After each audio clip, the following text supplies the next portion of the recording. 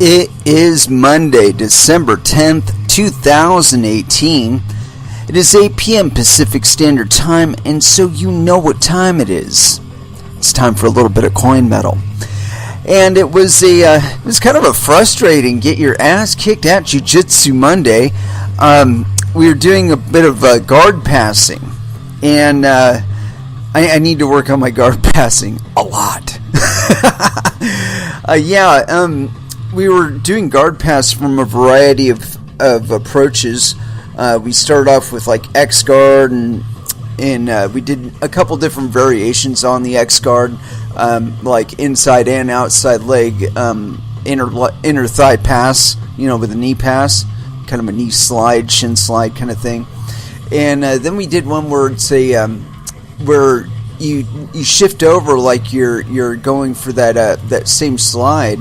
But say the guy has like a De La Hiva on you, and so what you do is you shift back and then flip your foot up over his, and then kind of kick the leg out to the side and get into where he doesn't have any hooks at all. That's kind of interesting. Anyway, we were doing that we were doing pass keep sessions in between. And honestly, I really enjoyed that part of it. I really enjoyed the class format itself. What I was frustrated with was my own performance. The class format, though, I really, really liked that. Where, it was an opportunity, you take a couple minutes to practice the position, right? And you kind of get it firm in your mind. And then you start from that position in positional sparring. And I thought that was really, really cool. Anyway, it was a little frustrating for me, just because I was going against some guys who really know how to keep their guard, and I don't know. Mondays are always kind of a tough day for me. Although I did get one additional day in because I missed a day last week because I was at Metallica. I was at least one day short on my schedule, and so I had to kind of make it up. And I don't normally do weekend classes, so I hit one up yesterday. And that was a lot of fun.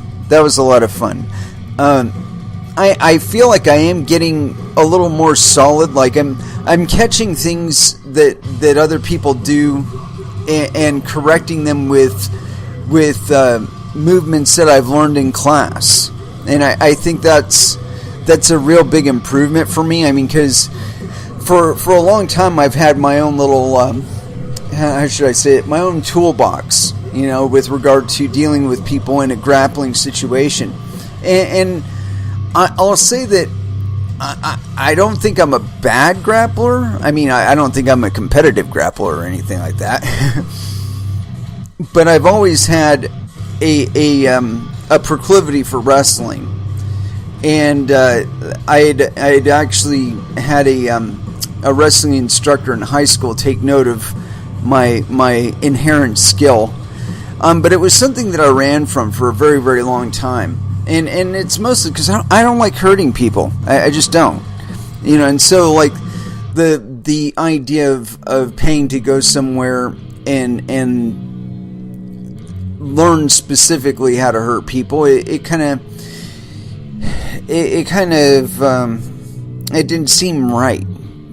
But I always enjoyed wrestling. I always enjoyed grappling, and I always enjoyed MMA. So, it was one of those weird dichotomies. I think I've talked about this on the show a few times where, I was literally born and raised for the first quarter of my life in the epicenter of where American Jiu-Jitsu started.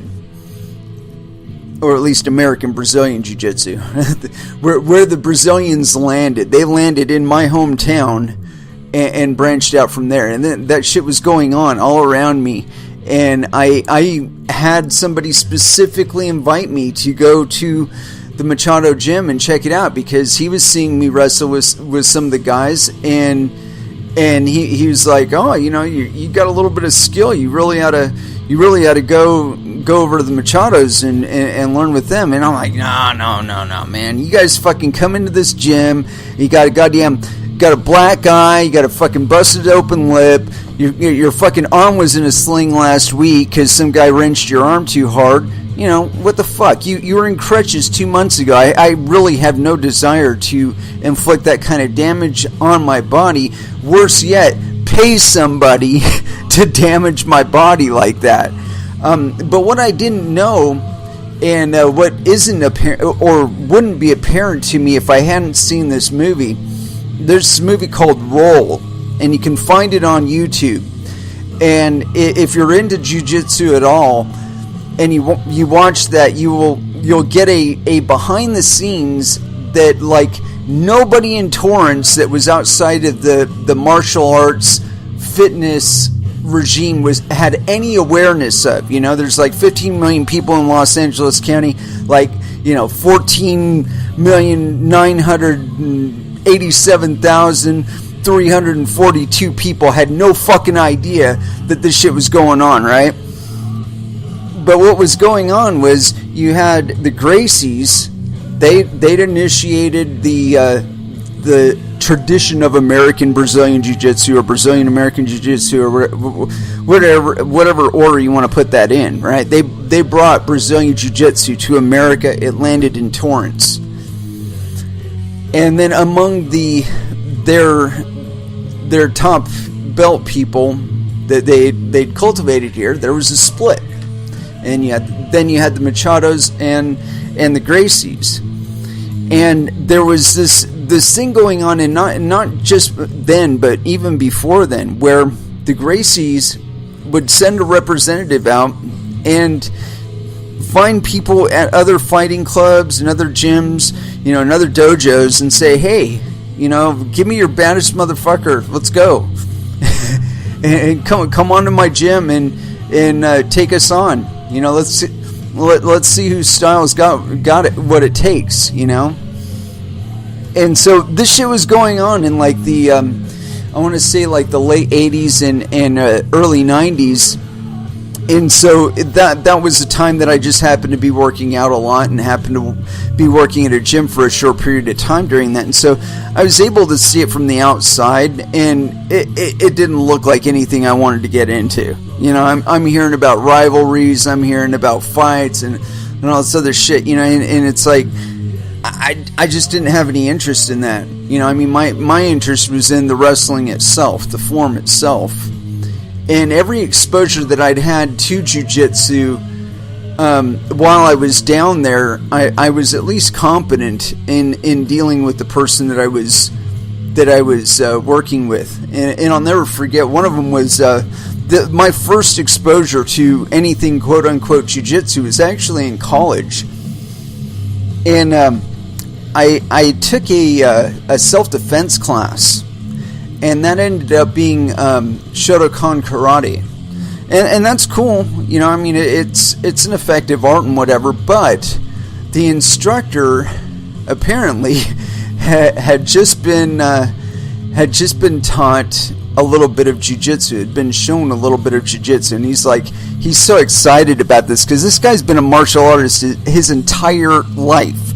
I mean, his entire life. I mean, when you talked to him, or when I was talking to him, I got the feeling of like a monk or a Christian missionary, you know, that was very, very dedicated to the idea of martial arts, you know, and held a reverence for it that you would say a religion, you know, a spiritual religion.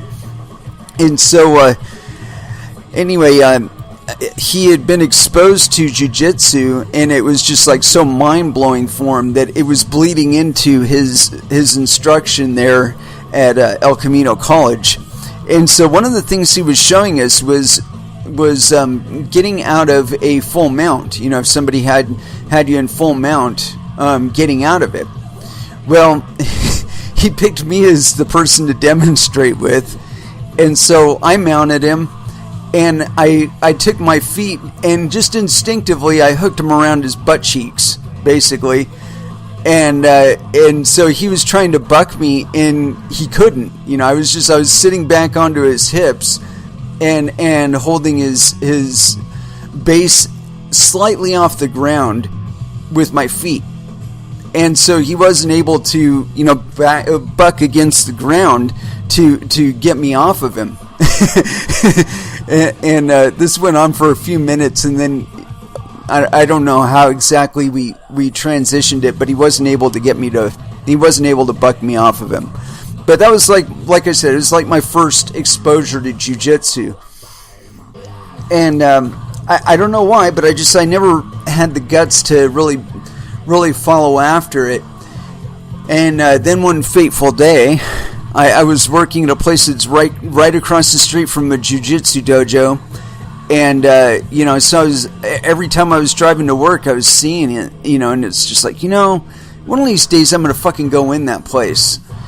And, and then one day, that day happened where I was especially peeved from work or something, and I needed to put my hands around somebody's neck and strangle them. And so, I took up jiu-jitsu, and it was exactly the cure. And the funny part about that is that ultimately jiu-jitsu was why I quit that job, because my boss had noticed that it was giving me some self-esteem or something like that, or because I was losing weight, because he was quite obese. And, that could have been it too, a little bit of jealousy and whatnot. Because, I dropped 10, 15 pounds within the first, I want to say 2 or 3 months that I started working out there. And so, all of a sudden my clothes are a little baggier, I got a little more swagger to my step. I'm wearing my hair wily and free. And, he took exception to that. And so he started arranging my work schedule so that it conflicted with my jiu-jitsu schedule. I'm just like, okay, let me put it to you this way, dude. If I can't do jiu-jitsu, I can't do this job.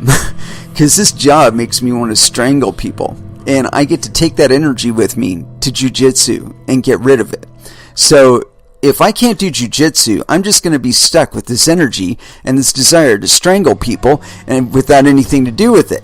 And that's not going to be good in the long term for me at work here.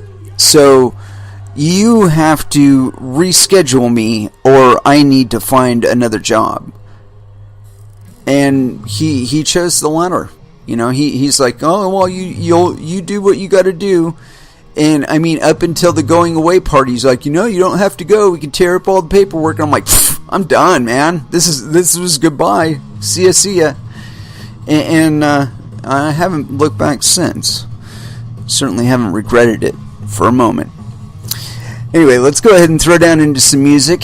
And as far as what to start off with, I haven't the slightest clue, man. Today it wasn't coming to me, but here it is. Faith No More, Epic, First Dance, here on Coin Metal.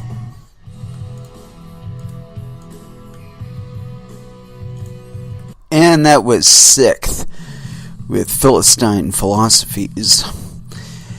And as far as where we're going tonight, I haven't quite settled on it.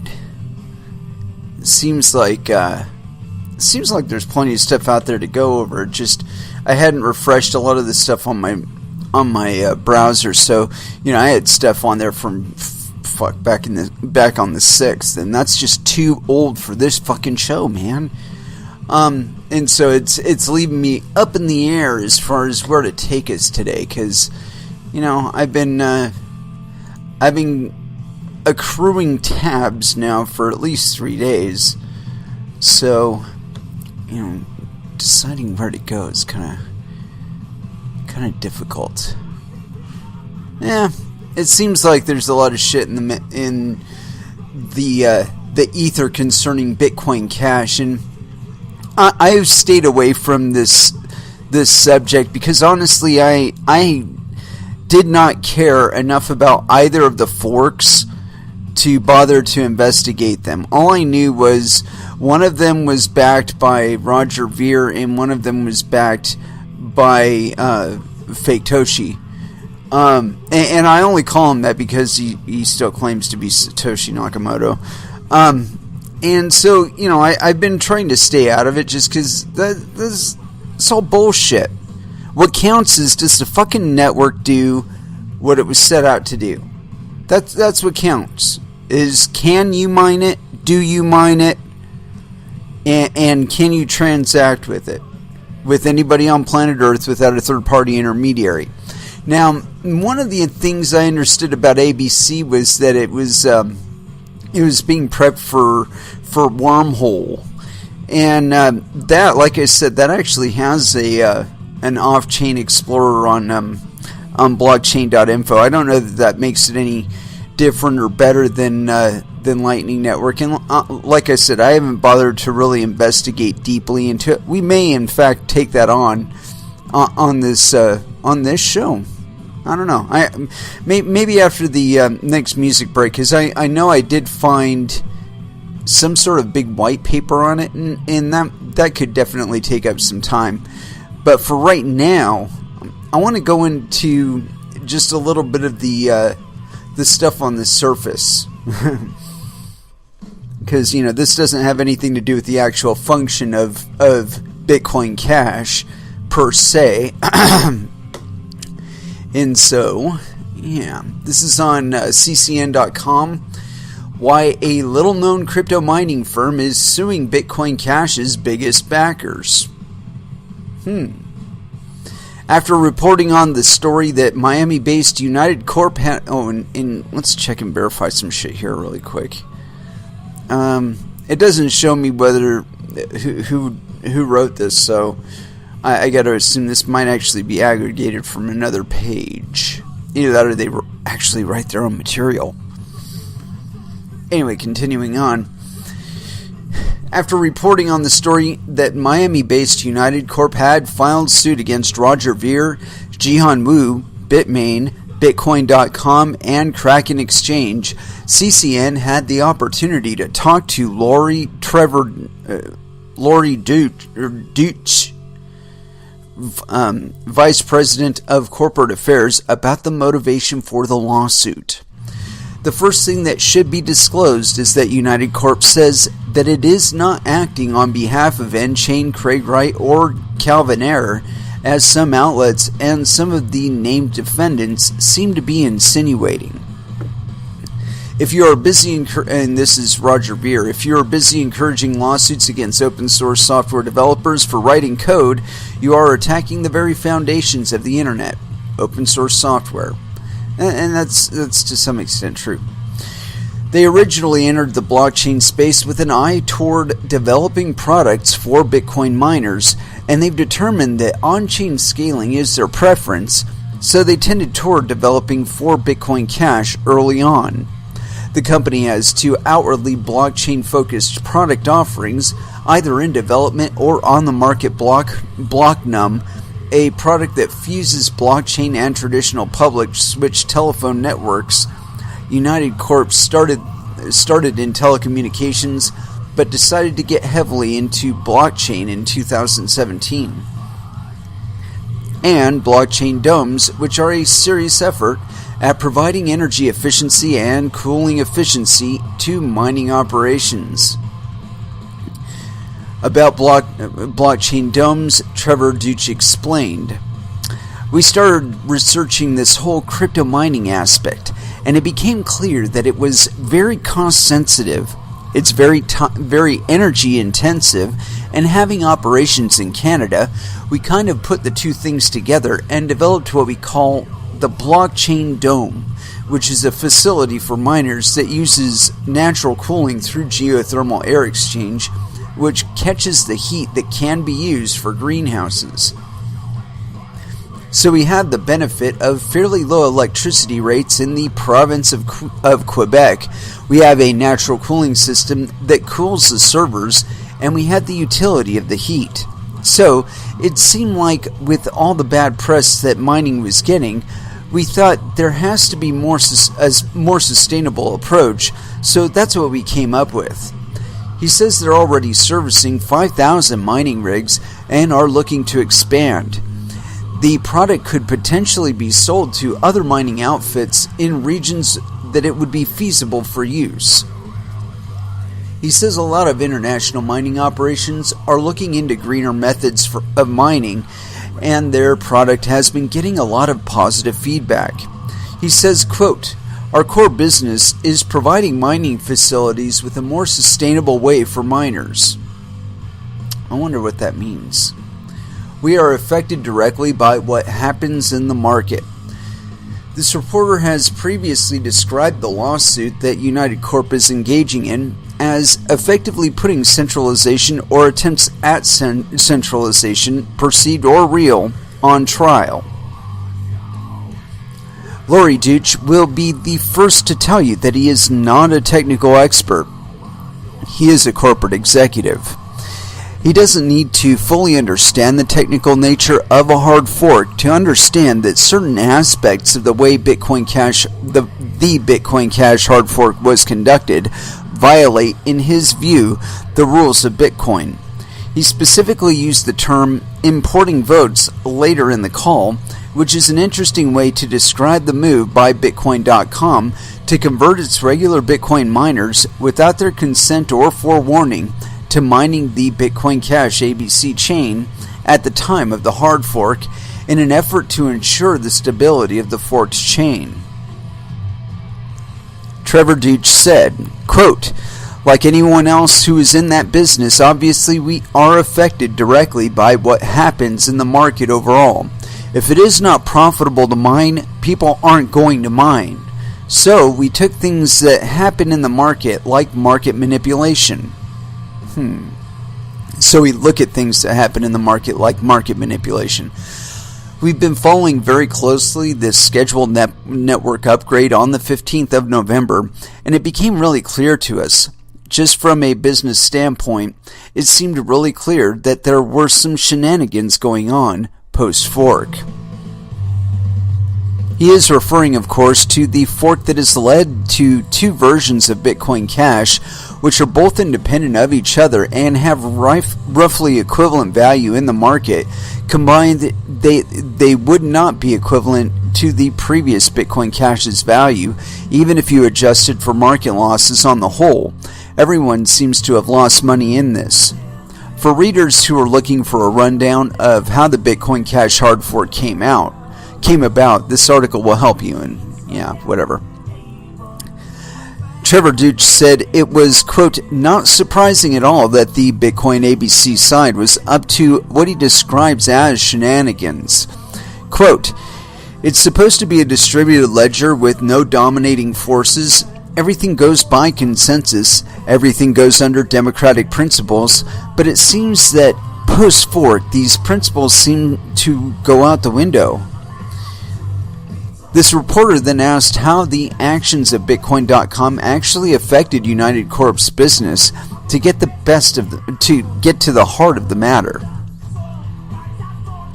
It certainly affected Bitcoin miners who were using the Bitcoin pool, whether they were paid in Bitcoin or not, since they were intending to mine Bitcoin Core, not Bitcoin Cash, and it's unlikely that they consented to this in any way. Even contracted Bitcoin mining contracts were converted. The whole pool was mining Bitcoin Cash that day, and the hash rate was quite a lot higher than normal to boot. Trevor Deutsch and many others felt that this was essentially playing dirty. Trevor Deutsch explained, quote, "It affected our business because it affected everybody's business. I mean, as I said, if mining becomes uneconomical, it affects our business." As to the centralization, Trevor Deutsch believes that some of the technical changes Bitcoin ABC have implemented in recent weeks cement Bitcoin ABC and Bitcoin.com's control of Bitcoin Cash. This echoes the sentiments reported on by this author of developer_unwriter, who says that essentially Bitcoin ABC is fully in control of development of Bitcoin Cash and have a sort of carte blanche to do as they please with the protocol and thus the network as a whole. Not really. The irony, of course, is previous to the original Bitcoin Cash hard fork, Roger Ver and his compatriots frequently accused blockchain development firm Blockstream of having similar control over Bitcoin Core. Although the number of developers who contribute to Bitcoin and work for Blockstream at the same time is far fewer than the number of developers who contribute to Bitcoin Cash and work for outfits controlled by Bitmain and associated entities. The lawsuit is still in progress, and so far CCN has not been able to secure an interview with Roger Ver, Jihan Wu, or anyone else on the other side of it. For balance, we will point out that the court must decide whether actual harm has been done to United Corp. This case is extremely important in that it could determine what happens in U.S. jurisdiction when someone is accused of trying to centralize an outwardly decentralized network. It is the first known case of its kind, and CCN will be following it closely. Cool. I say no case. I mean, really, dude, if you felt that strongly about it, you should have been buying up a bunch of miners and setting them up on Bitcoin Cash and decentralizing Bitcoin Cash. That's something that people do not seem to understand about cryptocurrencies, and there's this like, it's a brick wall that these people keep running their fucking heads against, like they have absolutely no idea what the fuck they're talking about or what they're even doing in cryptocurrency to begin with. Okay, I keep reading articles about Ethereum's developers, and how they're planning how they're going to be switching from proof of work to proof of stake. They've been saying that for like 2 years now. They've been wanting to switch to proof of stake for like 2 years now. And supposedly in January they're going to initiate some shit to make that happen. I can tell you what's going to happen right now. They're going to end up with 2 Ethereums again.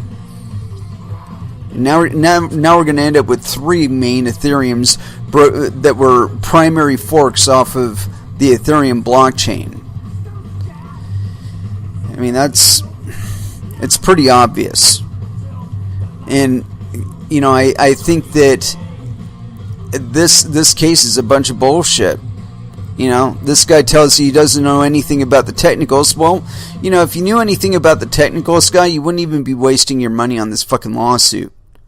You would be getting to work trying to create your quote-unquote more efficient means of doing mining or whatever the fuck that you're supposedly engaged in.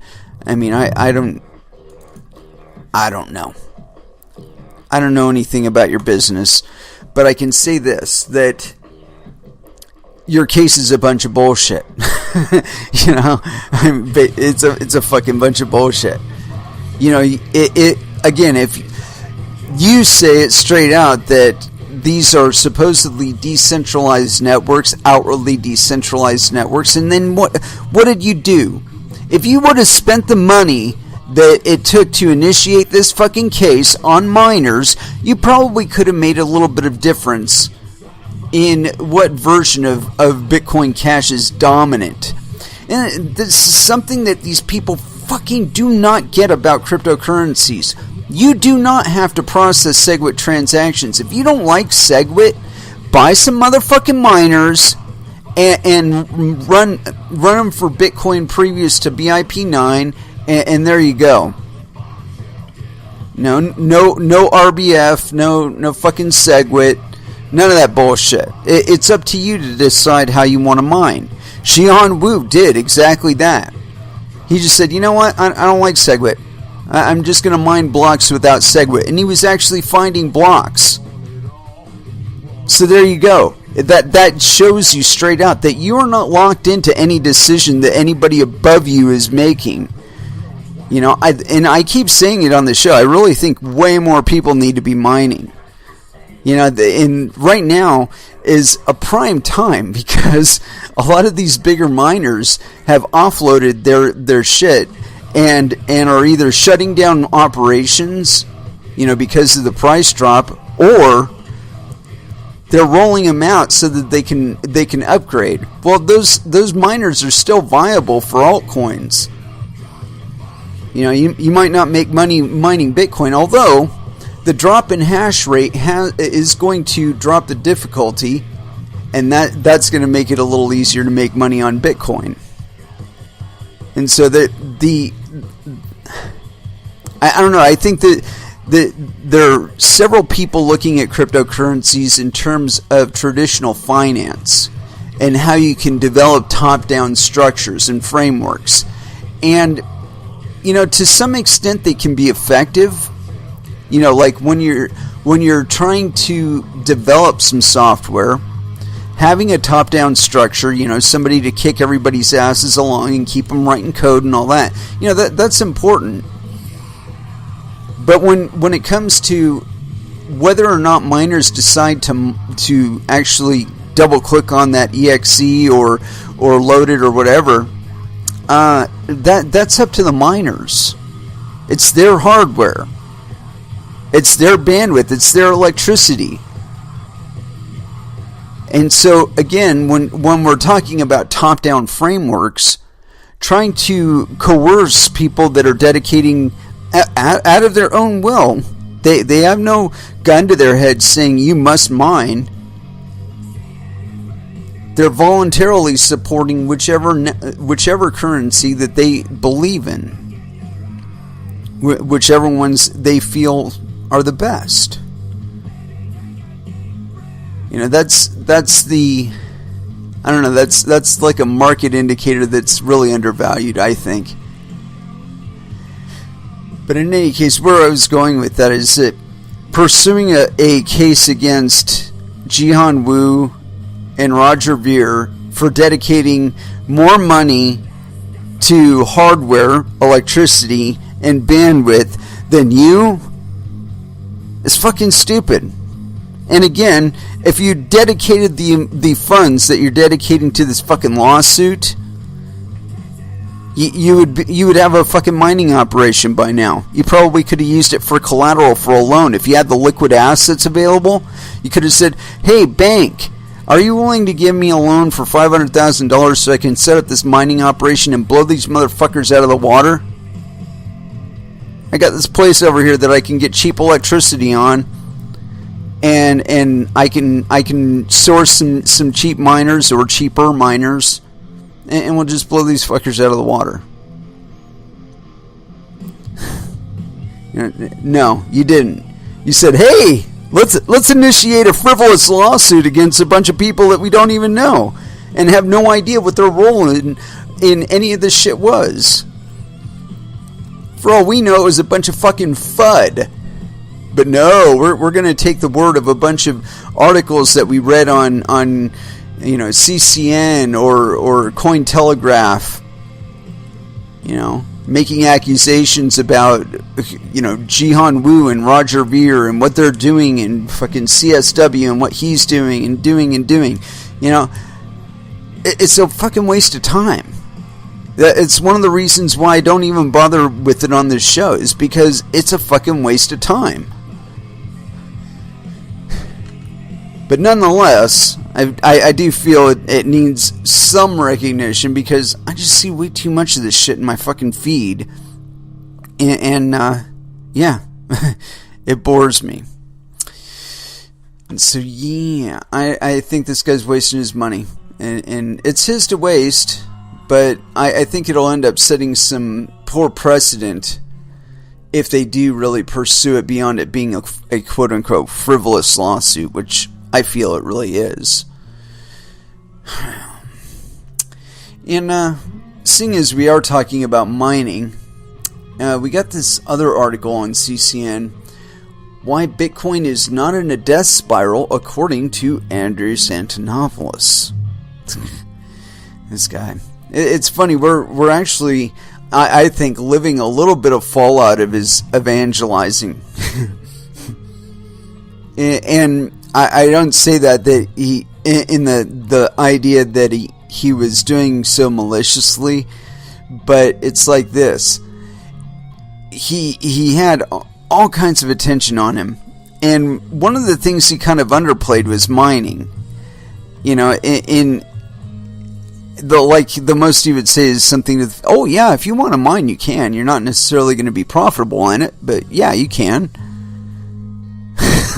That's not really the message I would be trying to convey to people if I was trying to involve them in cryptocurrencies. I would be saying, yes, you probably should be a miner, because if nothing else, you'll be helping decentralize the network even further, just by your participation.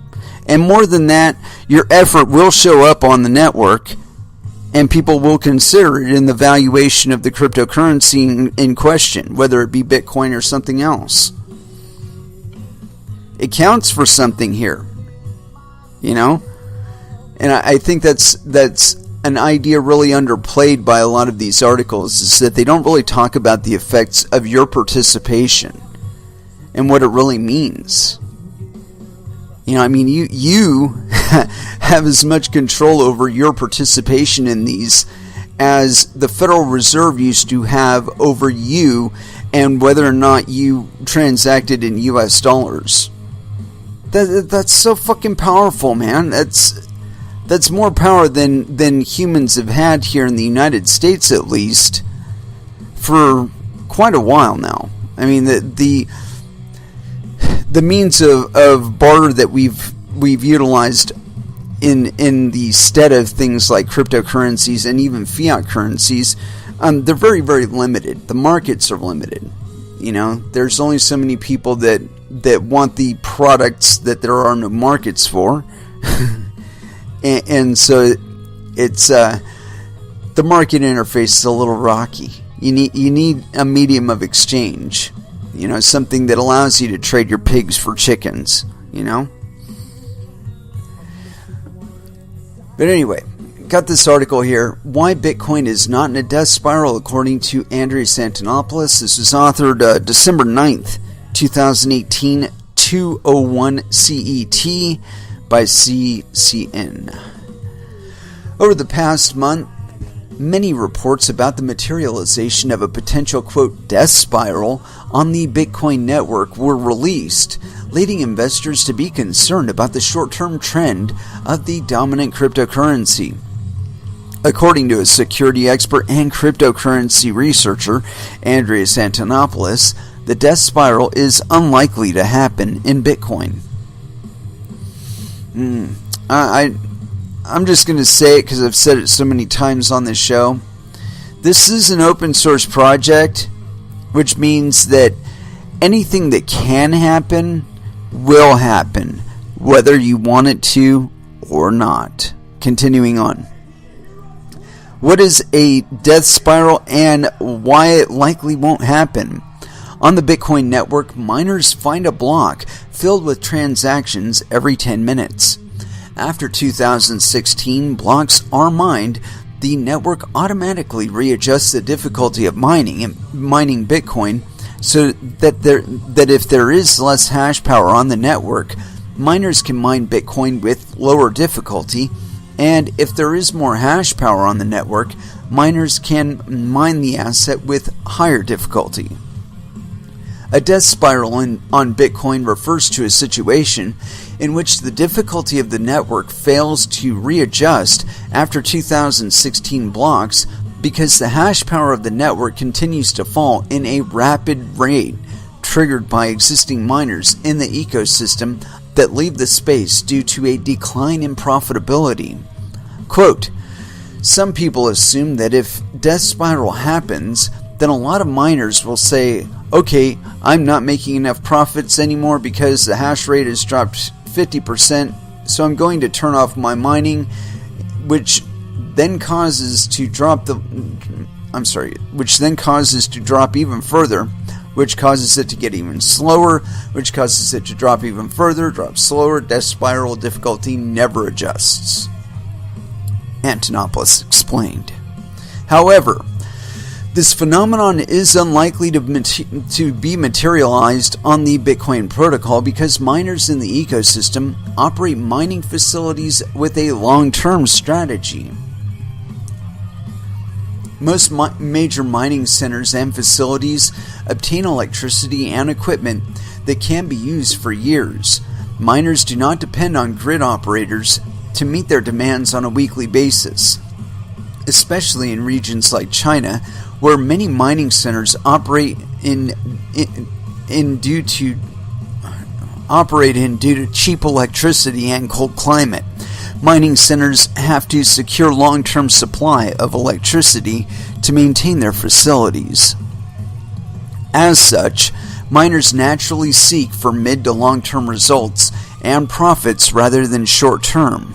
So, if the hash power of Bitcoin drops and it becomes less profitable to mine the asset as its price falls, miners are likely to continue to operate their facilities until the asset recovers in value and mining becomes profitable once again. Antonopoulos said, quote, Part of the reason that's unlikely to happen is that miners have a much more long-term perspective, meaning that they have existing investments in equipment and they usually purchase electricity on long-term plans. They don't pay it by the week, and therefore, if they have to wait to become profitable another 3 months and they have the equipment in place, they're not turning it off. Unrealistic. A death spiral could occur on a public blockchain network, and it has occurred on small cryptocurrencies in the past. But if the hash power of the Bitcoin network is considered, a death spiral is highly unlikely. Over the past 2 months, the hash rate of Bitcoin has dropped from around 50 exahash to 37 exahash. However, since January of 2018, the hash rate of the blockchain network increased from 12 exahash to 37 exahash, and on a yearly basis, the hash power of the network has increased more than threefold. See, there you go. See, I think the way it goes is like this, where the price goes up as the diversity of participants declines, right? And so it peaks out in value. The number of participants supporting it have dropped into other coins because they cash out their Bitcoin for other coins or dollars, and they just take that money off the table and either reintroduce it back as hardware or something to that effect. Anyway, but the point being is that as less and less participants are holding it, you know, the number of participants dropping off and all that, it becomes more profitable for a certain number of people, but the pool of interest drops because it's fewer and fewer people that are the pool of interest. So like I said, people switch over to altcoins because their interest means something there, whereas it doesn't as much on the Bitcoin network. But one of these times, I think that mining itself is going to catch on as a more consumer-related effort. And I think it's because we're running up against this point of diminishing returns with mining, where, like I said, you know, Chinese mining firms having like 80% of the network interest. Okay, that's wonderful, but it's if I can't compete with them, then, you know, I'm going to move to a network where I can. That's all there is to it. And then I'll buy Bitcoin with the cryptocurrency that I do mine, and I'll flip it back and forth. That's, you know, that's just a thing to do. But yeah, I think that we are going to get into a broader diversity of miners in the not so distant future. And I don't expect that the whole Bitcoin or the whole cryptocurrency scene is going to just like recover overnight. You know, we didn't get to where we were overnight or where we are now. So I don't think we're going to be flipping back into, you know, hyperactivity without any initiation going on from the other side. And I think that's something to pay attention to, is is like monetary policy and taxation policy. That's something else to really consider. I think that France might be one of those places that we see next that goes the same way that Venezuela did with regard to people shifting over to cryptocurrencies. It got so bad for them that Maduro had to introduce an ICO, and that in itself is pretty humorous. But I don't know. I don't even think that one's going to be all that successful, honestly. I mean, I read some of the plans for it, and I think I read the white paper for it on this show, and yeah, I don't think it's going to work in the long term. I think the likelihood of it suffering the same issues that every other monetary unit that Venezuela has used for the last, well, I don't know, few decades, century maybe. I think that same tendency to debase it and and basically just fuck people out of money. I think that tendency is too present in the current regime for them to be trusted with a cryptocurrency. I think the tendency is still there to abuse the trust of the public and the market at large, and I don't see that their previous record shows where they can be honest, you know, and cryptocurrency cannot make you honest. The last decade should show you that people have interests and they're working for their interests in this space. That's what you're supposed to do. But the thing is that you do not have to align yourself with any individual or any one group. You can decide for yourself how you want to participate, in which cryptocurrency you want to participate with, and the manner in which you do so. It's all up to you. There's no gun to your head telling you that this is the form factor way to do it, and you can't do it any other way. Now, there are people that are imagining those frameworks for you, those limitations for you, but here's the thing. You can always take the code, edit it how you will, or just use it as a base reference and do something completely different. Maybe running along the same side of Bitcoin, but doing your means a little bit differently.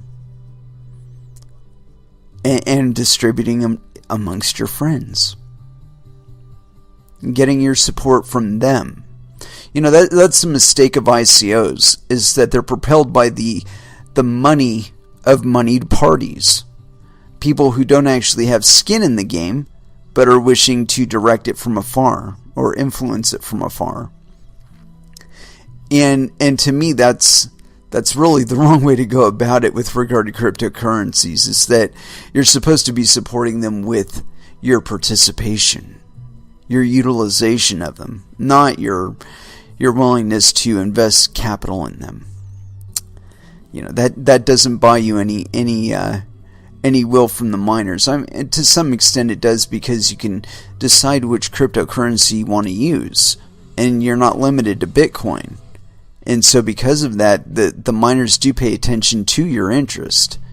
You know, if you start using Litecoin a lot, all of a sudden there's more transaction fees on Lightning on the Litecoin network, and there you go. The miners are going to switch over to there because they want those transaction fees. There's an incentive, an additional incentive for them to make the shift.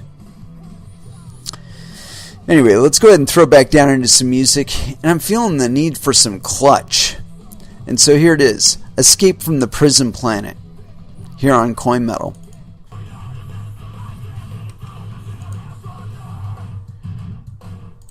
And that was Meshuggah with the exquisite machinery of torture.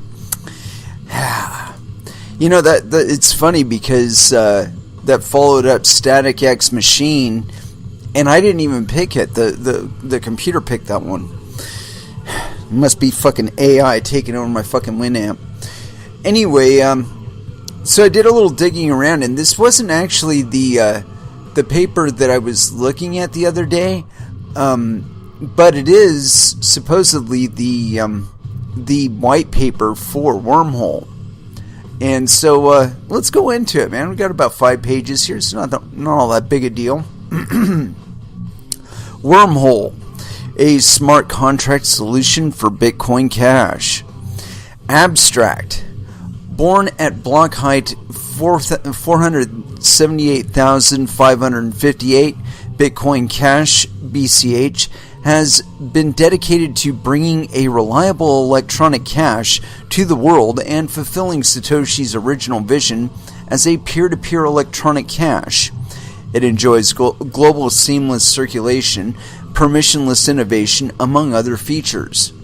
The problem of issuing tokens on Bitcoin Cash has bothered Bitcoin Cash community for long. I wonder what their English is really. Heavy research has been conducted regarding the problem, and solutions like colored coins and op_group opcode have been proposed. The op_group solution was proposed by Andrew Stone to enable representative tokens on BCH with a new added opcode op_group. To enable functions similar to that of ERC20 protocol, which enjoys great popularity on the Ethereum network with the op_group solution, the consensus rule of BCH has to be altered. Any token issuance proposal that requires certain consensus upgrades will inevitably cause problems, including technical risks, harsh conflicts, and huge controversy among community developers. Such controversial proposals often end in failure. The debate could be beneficial to the community and can be regarded as an insurance mechanism to prevent, quote, radical initiatives being deployed and to ensure stability and security of the network. Yet, it might well hinder innovation at the protocol level. The prolonged debate around block sizes, which led to the birth of BCH, is an even more unavoidable evidence of social psychology. Actually, it's evidence of the nature of Bitcoin acting as Bitcoin is supposed to act. And I think that's a point of confusion for a lot of people, and this isn't part of the white paper that I'm talking about here. But yeah, that you, as a developer, do not have any more control over any hash rate on the network than you are willing to dedicate. That's about as much control as you have over it. Anyway, continuing on. Rapid innovation demands a permissionless community. We have been exploring ways to realize smart contracts on BCH without modifying BCH's consensus rules. After extensive research, the OmniLayer protocol, a token issuance solution via op_return opcode, drew our attention. The OmniLayer protocol runs on Bitcoin network and is also the foundation for the daily distribution and circulation of USDT. Fortunately, the OmniLayer project adopted the MIT open source license, which allowed us to fork the project, transplant to Bitcoin network with minor modifications, and meets the needs of token issuance over BCH. To distinguish the protocol from the original Omni protocol over Bitcoin, we refer to the protocol as Wormhole protocol and refer to the corresponding native token as Wormhole Cash. Yeah. Terms: op_return and opcode in BCH. Transaction output with op_return is unspendable and can be safely removed from UTXO collection. After the protocol upgrade in May 2018, BCH increased its default data carrier size of op_return to 220 bytes. Wormhole protocol. The protocol to realize smart contract on BCH, based on OmniLayer protocol. Wormhole Cash, native token of Wormhole protocol, or WHC in short. Principle: Wormhole protocol is implemented upon BCH blockchain. It adds new features like token generation, circulation, and burning, etc. to BCH network without any modification to the consensus rules of BCH. Op_return carries the metadata of a token transaction. Token issuance, circulation, and burning within Wormhole protocol can only be completed via BCH transaction, ergo, by interpreting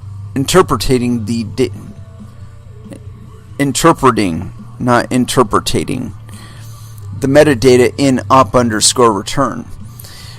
Wormhole protocol reuses BCH's transaction system.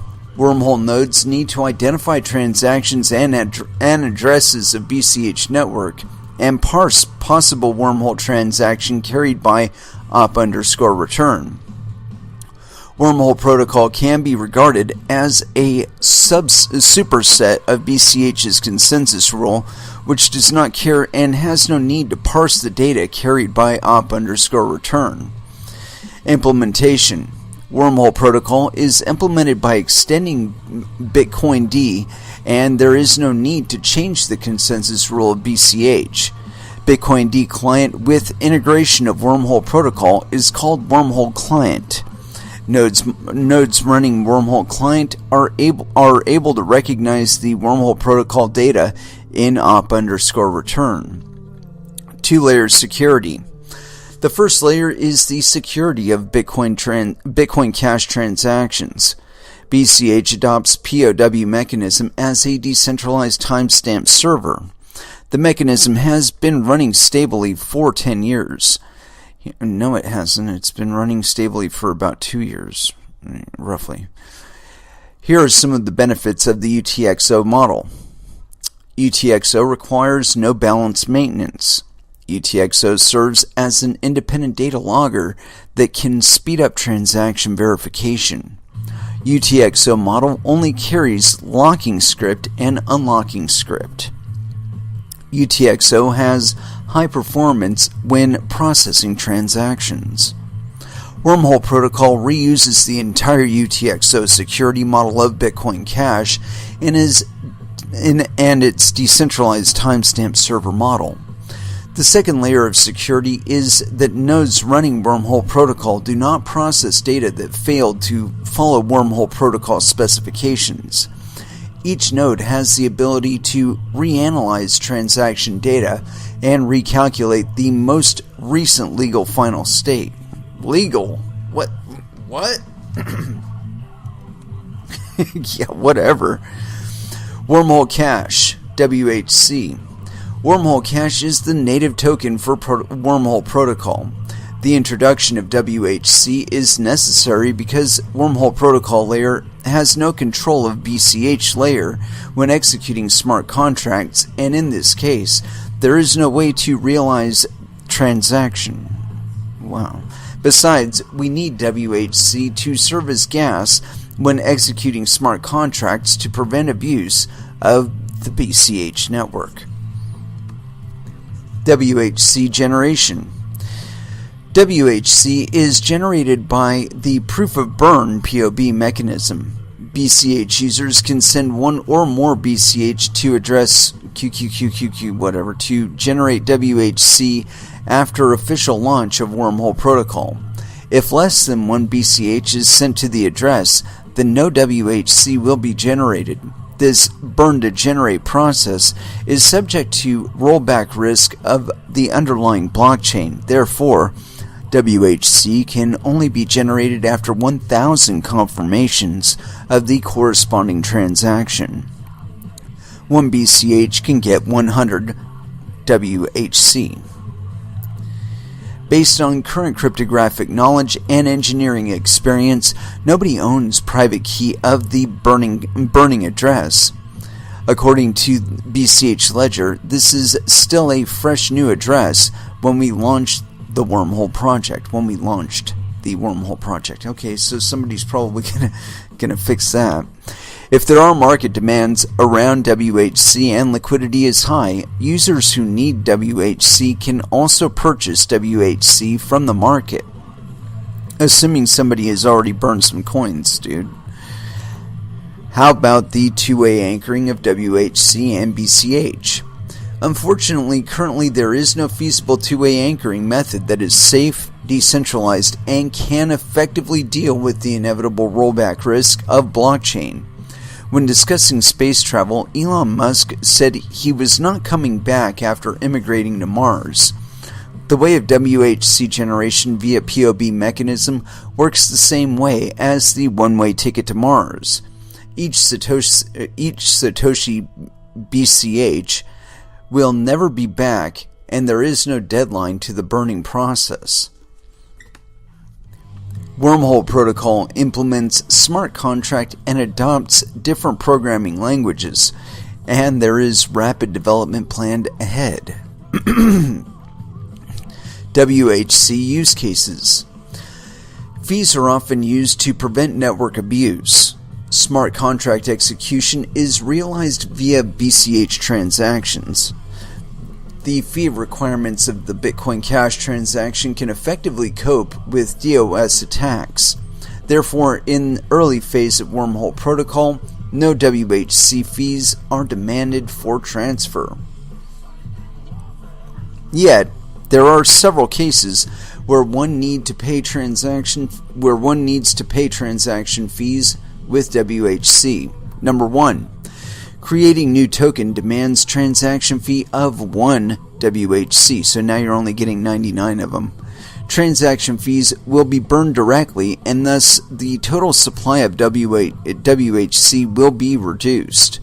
WHC fees are designed to prevent malicious attacks to wormhole nodes, as token creation consumes certain computing resources. Number 2. One-to-many transfer. For example, to send token to all addresses that possess a certain token. Such kind of operation needs to iterate over many addresses and consumes considerable resources. 3. Gas for smart contract. 4. Other transactional operations or activities that are suspected of being DOS attacks. Why would you need to pay transaction fees with WHC? Oh, well, I guess other transactional yeah, that makes sense. Token issuance. Anyone is free to create tokens on the system after paying reasonable BCH transaction fee and the specified WHC fee. Currently, WHC protocol supports 3 types of token creation. Number 1, fixed token. A. After creation, the creator automatically owns all tokens immediately. B. Cannot be increased, cannot be burned. C. Cannot trigger crowdfunding. Number 2. Token supports crowdfunding. A. Automatically trigger crowdfunding after creation. B. The creator does not own all tokens after creation. That's interesting. C. Tokens left after crowdfunding goes automatically to creator's address. D. Cannot be increased, cannot be burned. 3. Manageable token. Initial number of tokens is 0 after creation. B. Cannot be used for crowdfunding. C. Can be increased, can be burned. Why would I want that? Anyway. Token transfer. Tokens issued within Wormhole Protocol and the native token WHC can be transferred one-to-one. Transfer requires only BCH transaction fee. No additional fee is required. BCH transaction fee is up to BCH network.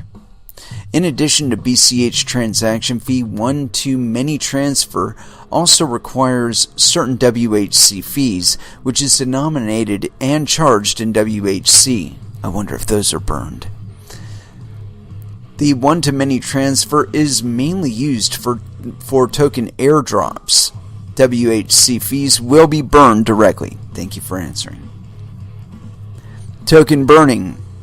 Manually managed token supports direct burning.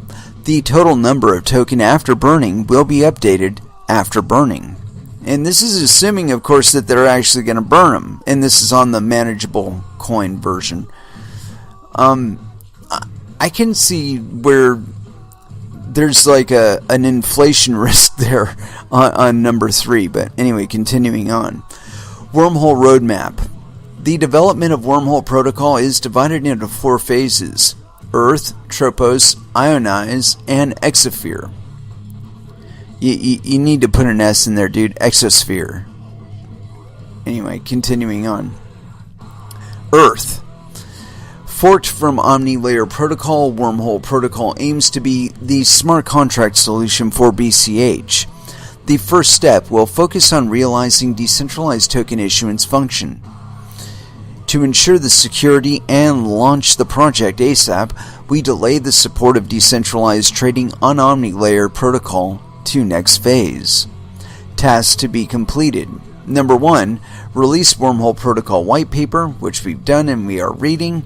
Number 2, independent token issuance upon Bitcoin ABC version 0.17.2 and update in accordance with Bitcoin ABC's update. Tropos, November 2018. Task to be completed. Number 1, implement Wormhole protocol-based decentralized exchange protocol. Number 2, Wormhole's Android wallet reference implementation. Number 3, Wormhole's iOS wallet reference implementation. Number 4, Wormhole's PC wallet reference implementation. Ionize, January 2019. Tasks to be completed. Number 1, independent ERC 721 protocol in Wormhole protocol. So they're ripping Ethereum and OmniLayer. 2, provide multi-language SDK to facilitate application developers of Wormhole. Number 3, cold wallet for Wormhole. Okay, so we're like project 3 here, or project iteration 3. Like we've already been through August 2018, Tropos November 2018. I guess we haven't completed those yet. I don't know. I think maybe. I don't know. I don't know if they have the Android wallet or anything like that yet. And Ionize ER721 protocol, blah blah blah. Cold wallet. Number 2, provide multi-language SDK to facilitate application developers of Wormhole. So yeah, they're waiting until iteration number 3 to issue an SDK for this thing. Number 3, cold wallet for Wormhole. That gives them kind of like a development advantage, don't you think? Exosphere, which they need to put a fucking X in there, or an S in there, not Exosphere. That's what it should be. Anyway, June 2019, tasks to be completed. Permissionless smart contract. OmniLayer is not a mechanism for permissionless innovation. Only by hard coding into the protocol implementation can new contracts be deployed. An unlicensed smart contract platform will be implemented in the Exosphere phase. That is, any developer can deploy smart contract in the network as long as the smart contract complies with certain security rules. So you can do it your own way if it's done just how I say. Eye of the Beholder, Metallica. Implementation Plasma protocol for scaling. After heavy internal research, we may have discovered an effective approach to realize Plasma. Meanwhile, Vitalik also announced on Twitter that they have found a way to implement Plasma. We will choose either way to implement Plasma protocol as we see fit. So we may just be ripping Vitalik. A new generation of smart contract virtual machine. As a contract-oriented language that can be applied to a variety of different blockchain platforms, Solidity has borne scrutiny from computer experts in recent years. Lots of new ideas have been proposed recently. A new type of virtual machine will be realized to enable building dApps with efficient, and developer-friendly programming language. Excuse me. Thanks in summary, we'd like to give credit to OmniLayer Protocol. Its extensive use on USDT gave us confidence that more things can be done based on BCH. Omni Protocol takes full advantage of the features of the UTXO model and enables token management without any modification to the consensus rule of the underlying network. The Omni team helped us a lot during the development of the Wormhole project. Meanwhile, OmniLayer Protocol sticks to the spirit of open source and adopts MIT open source license, which makes it permissionless innovation possible. Which makes permissionless innovation possible. The UTXO model is based public chains have been struggling to realize smart contracts. Wormhole Protocol can enable smart contracts on BCH and opens new possibilities to BCH. Yeah. Okay, so I think that this is going to face the same challenges that Ethereum faces, and the efforts to keep it in the open source realm. I don't know. I think that in the longer term, they're going to find that it's going to be really difficult to keep alignment with. You know, it's not so much what they implement or what they plan to implement, it's what the miners implement. If they aren't implementing the base layer for this, and I'm assuming they are to some extent at this point, but if that should change in the future, okay, let's just assume for a moment, because the current players weren't always the biggest players.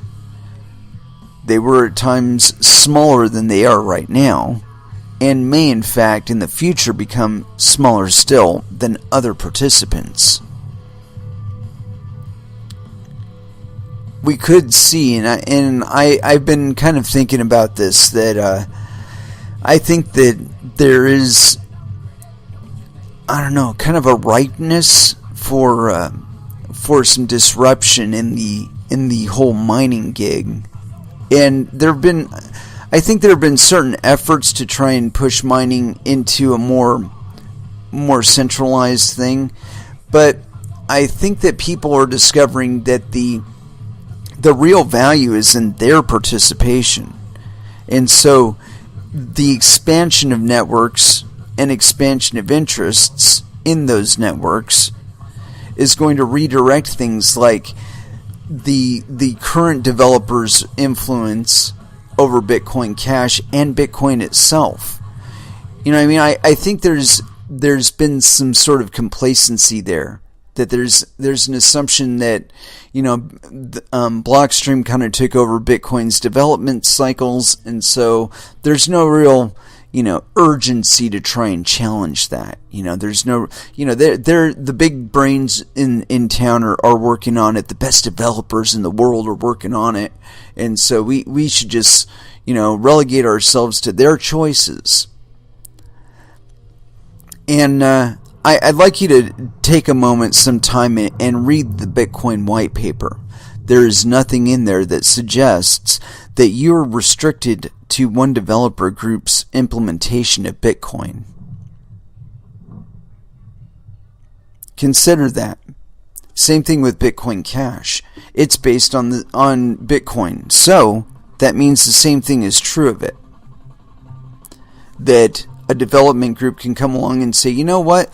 We really liked Bitcoin Cash when it was just Bitcoin with a version that was able to do 32 megabyte blocks. We liked that. That was pretty fucking cool. This whole idea of piggybacking a bunch of bullshit tokens on top of it's neat and all that, but it's not really something that we were really intending, and it wasn't exactly what we were initially supporting when Bitcoin Cash broke off of Bitcoin. So, you know, we want to go back to 32 block Bitcoin. 32 megabyte block Bitcoin. And if they have enough hash power, they could actually sway the market that way. In all honesty, I think that's probably the best way out of this whole kerfuffle is that, CSW and Jianwu and all these guys, they only have so much skin in the game. They can only push so much at this point.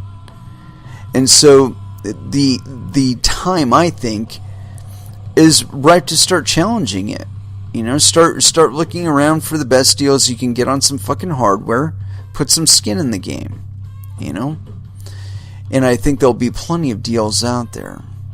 I've read plenty of suggestions that Bitcoin Cash is itself a bit more centralized than a lot of the public participants would like to admit. As far as the number of participants that are actively mining it. And so, like I said, I think that Bitcoin Cash is probably an easier challenge just because it's a lower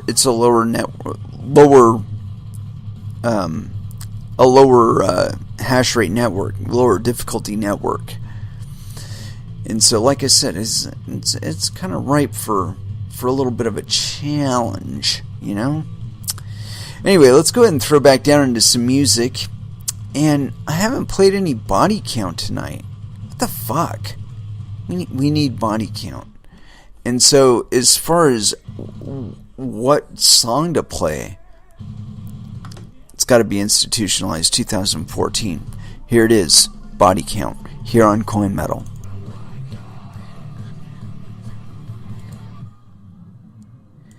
And that was Wake Up by Powerman 5000.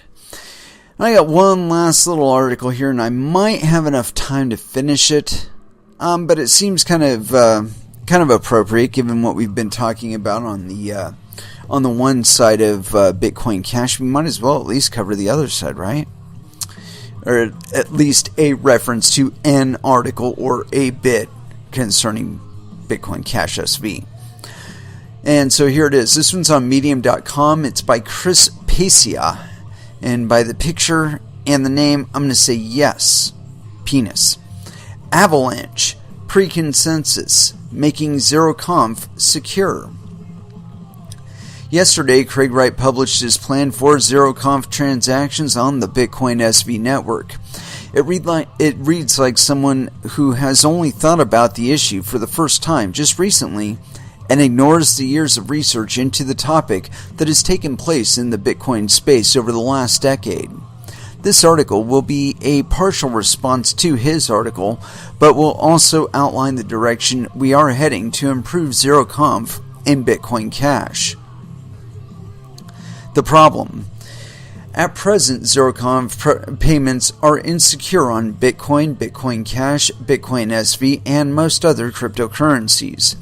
They are insecure because an attacker can successfully get a double spend to confirm a non-trivial percentage of the time, meaning any merchant that accepts ZeroConf payments runs an above normal risk of being defrauded. There are roughly two broad categories of attacks someone can perform to try a double spend. Number 1, fast respend. This is where an attacker spends a payment to the merchant and at around the same time broadcasts a double spend to a different subset of nodes.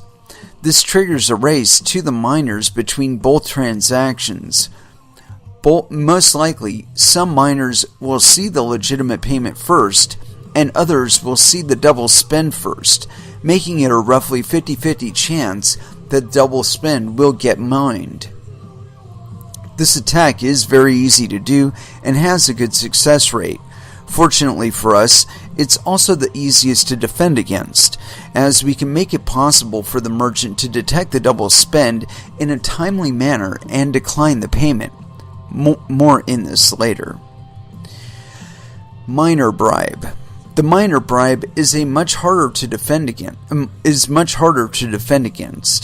In this scenario, the attacker doesn't broadcast the double spend immediately.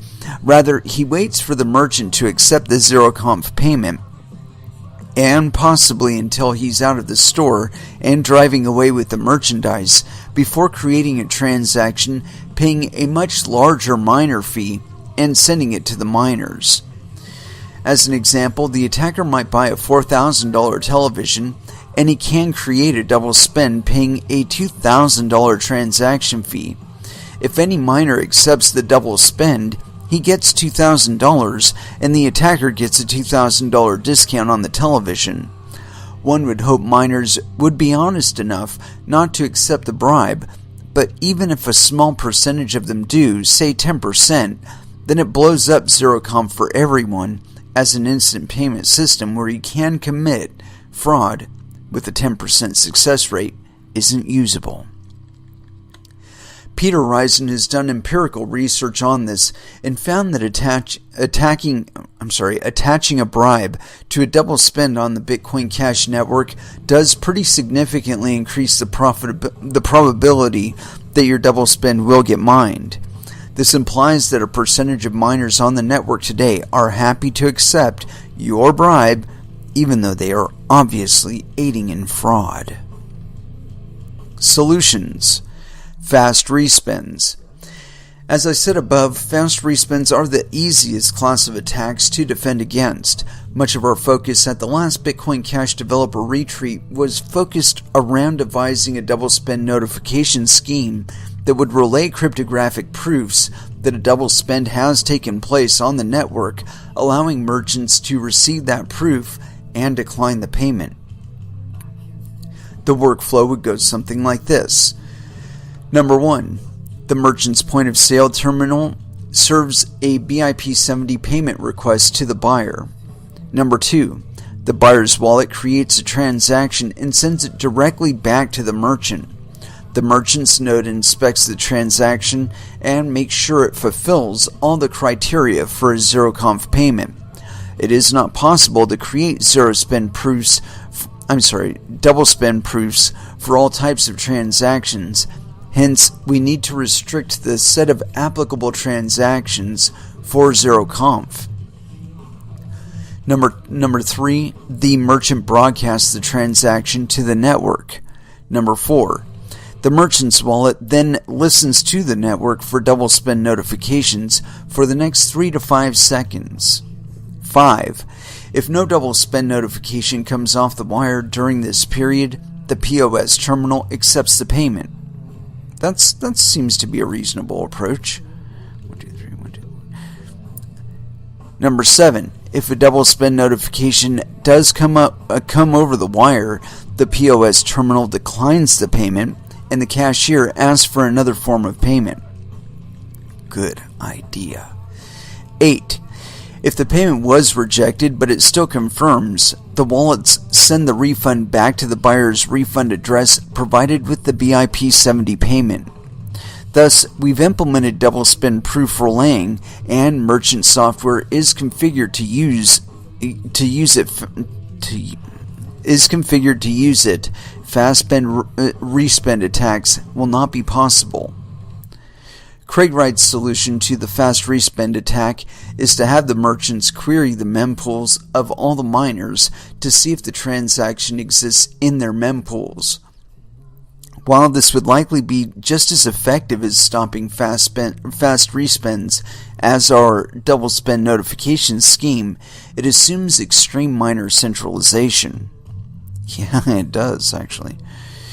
In a healthy, functioning, decentralized mining network, there would be thousands of miners, not 2 or 3. Not only would it not be possible to query the mempools of thousands of miners in a timely manner, but it would not even be possible to know the IP addresses of the full set of miners. The set of miners is not, and definitely should not be, static. It's a dynamic open membership system with free entry and exit,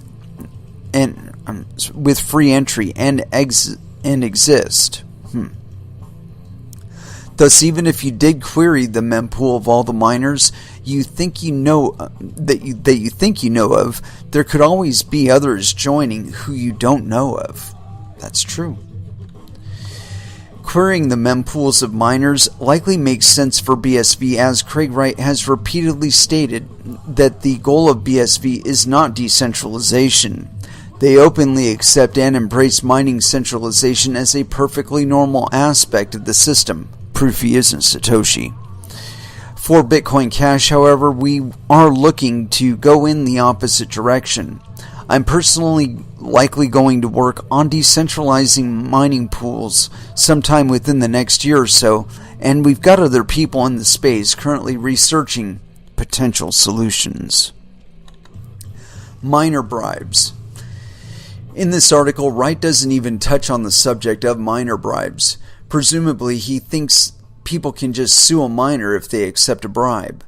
Again, they probably can in BSV, where there's only expected to be a couple of miners and where they are pushing this miner ID system. But in decentralized currencies, this isn't a viable option. It's trivial to upload a block to the network in such a way that it's difficult to impossible to figure out who originated the block as well after the fact. What would be ideal is some kind of system where blocks that contain obvious double spends get orphaned. In March of this year, Calvin Ayers, CoinGeek, put out a press release announcing his mining pool is going to begin orphan blocks containing what they consider to be double spends. This announcement was met with ridicule by the technical community. Let's see here. The reason here should be obvious. Each miner decides what is and is not a double spend on their own. It is a surefire way to cause chain splits and consensus failure.